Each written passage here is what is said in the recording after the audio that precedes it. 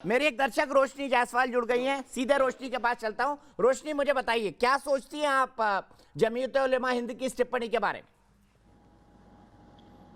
नमस्कार सभी दर्शकों को।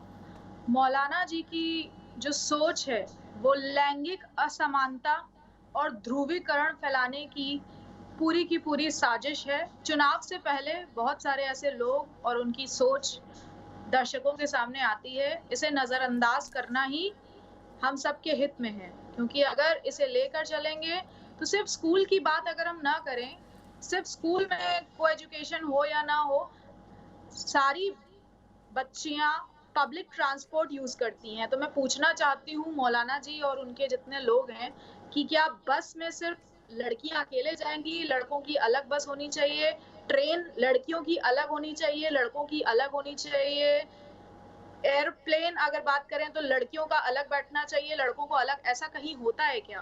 तो अगर आप ठीक है, स्कूल की बात क्यों कर रहे हैं? बहुत अच्छी बात कही रोशनी, आपने बहुत अच्छी बात कही। आप ही की बात को असगर खान साहब के पास ले जाना चाहता हूं, फिर शबनम के पास चलूंगा। असगर खान साहब, तो फिर बस भी अलग बनाई जाए, ट्रेन भी अलग बनाई जाए लड़कियों के लिए।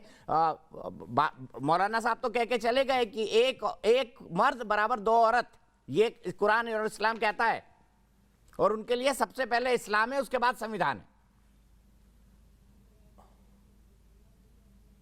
देखिए, जहाँ इस बात का कि सवारियाँ ट्रेन, हालांकि ट्रेन में तो है भी प्रोविज़न के लेडीज़ बोगीज़ होती हैं, लेकिन ये कि जो इन चीज़ों की एहतियात करते हैं, सबकी अपनी अपनी मर्ज़ी है, अपनी अपनी फैमिली है। जो लोग इस्लाम को मानते हैं, अब जैसे बहुत सारी चीज़ें हैं भाई, बुरखा ओढ़ते हैं, कुछ लोग नहीं भी ओढ़ते बुरखा, तो जो नहीं ओढ़ते कोई, उनके लिए वो उस बात पे पाबंदी हो। लेकिन जो लोग इस चीज़ की एहतियात रखते हैं कि भाई हमें बापर्दा रहना है या एहतियात बरतना है, उनके घर के लोग साथ में जाते हैं, कहीं सफ़र भी करते हैं। उनकी यहाँ लड़कियाँ अकेले सफ़र नहीं करती, तो जाहिर बात है वो उनके शेल्टर में जाती हैं, उनके चाहे वो बस में जाएँ, चाहे ट्रेन में जाएँ, चाहे जहाज़ में जाएँ।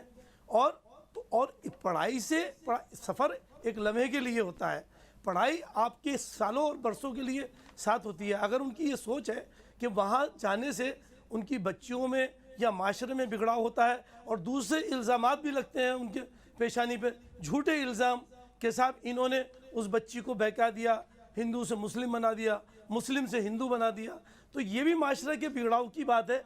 ले दे के जो भी फ़र्क पड़ता है सोसाइटी पे, अगर आप तालीम की बात करेंगे, चौरसिया साहब, मैं ये पहले माशरे में बिगड़ो, यहीं से चलते हैं। असगर भाई बहुत बोल रहे हैं, बाकी लोग कम बोल रहे हैं। शबनम बहन को भी मौका देना चाहिए। शबनम बहन, क्या माशरे में बिगड़ाव हो जाता है? और मौलाना जी की सोच पर आप क्या कहेंगे? इस्लाम में